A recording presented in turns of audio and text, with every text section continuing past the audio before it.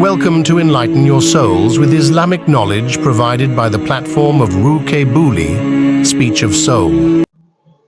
نحمده ونصلي على رسوله الكريم أما بعد فأعوذ بالله من الشيطان الرجيم بسم الله الرحمن الرحيم وعن أم سلمة رضي الله تعالى عنها أنها كانت عند رسول الله صلى الله عليه وسلم وميمونة إذ أقبل ابن أم مكتوم رضي الله تعالى عنه فدخل عليه فقال رسول الله صلى الله عليه وسلم احتجاب منه فقلت يا رسول الله أليس هو أعمى لا يبصرنا فقال رسول الله صلى الله عليه وسلم أفعميان أنتما ألستما تبصرانه صدق اللہ العلی العظیم۔ حضرت ام المؤمنین ام سلمہ رضی اللہ تعالیٰ عنہ راوی ہیں کہ ایک مرتبہ وہ ام المؤمنین حضرت میمونہ رضی اللہ تعالیٰ عنہا رسول اللہ صلی اللہ علیہ وسلم کے پاس موجود تھی کہ اچانک حضرت ابن ام مکتوم جو ایک نابینا صحابی تھے آ گئے۔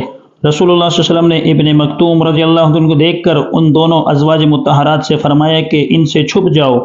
ام سلمہ رضی اللہ تعالی عنہا فرماتی ہیں کہ آپ صلی اللہ علیہ وسلم کا یہ حکم سن کر میں نے عرض کیا کہ کیا وہ نابینا نہیں ہے، وہ ہمیں نہیں دیکھ سکتے؟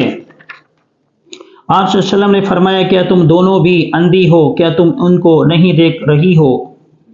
اس حدیث شریف میں جو حضرت ام سلمہ رضی اللہ تعالی عنہا سے مروی ہے، رسول اللہ صلی اللہ علیہ وسلم نے اس طرف اپنی امت کو یہ نصیحت کی ہے کہ جس طرح مرد کو یہ منع ہے یا مرد کے لیے ممانعت ہے کہ وہ عورتوں کو دیکھے، اسی طرح عورتوں کے اوپر بھی یہ لازم اور ضروری ہے کہ وہ کسی غیر محرم کو نہ دیکھے۔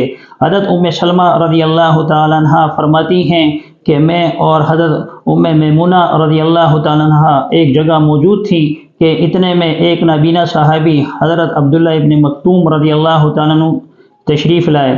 جب ہماری نظر ان پر پڑی تو ہم نے دیکھا کہ وہ نابینا ہیں۔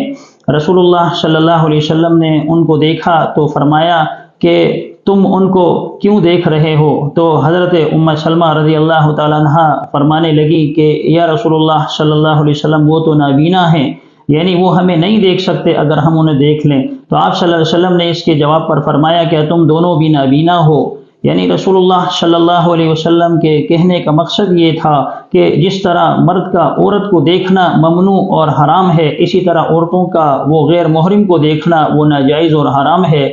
لہٰذا مرد جس طرح وہ عورت کو یعنی غیر محرم کو نہیں دیکھ سکتا، اور یہ گناہ کبیرہ ہے، اور اس کے بارے میں بہت ساری وعیدیں بھی نازل ہوئی ہیں اور بہت سارے رسول اللہ صلی اللہ علیہ وسلم کے ارشادات بھی منقول ہیں۔ اسی طرح عورتوں کے لیے بھی یہ جائز اور مناسب نہیں ہے کہ وہ کسی غیر محرم کو وہ دیکھیں۔ اس حدیث میں رسول اللہ صلی اللہ علیہ وسلم نے اسی طرف اشارہ فرمایا ہے۔ اللہ تبارک و تعالی ہمیں اور ہمارے معاشرے میں جتنے بھی بسنے والے مسلمان ہیں سب کو رسول اللہ صلی اللہ علیہ وسلم کی سنتوں کو اختیار کرنے والا بنائے، اور وہ چیزیں جو اسلام میں حرام ہیں اللہ تبارک و تعالی ہمیں ان سے محفوظ رکھے۔ آمین۔ وآخر دعوانا ان الحمد للہ رب العالمین۔ Thanks for watching. For more Islamic lectures, kindly subscribe to Ruke Buli on YouTube.